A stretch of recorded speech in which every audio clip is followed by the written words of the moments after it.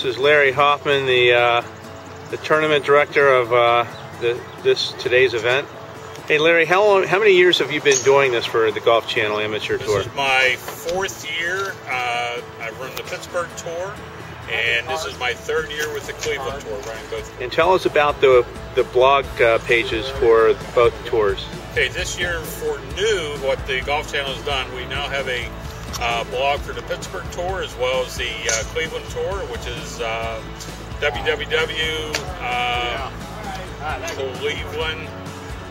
GCAT Cleveland.blogspot and GCAT Pittsburgh.blogspot. And how many people do you have playing in today's event? Today we have 30 people playing in our event. This is the season opener for the Cleveland Tour here at Sawmill Creek Resort.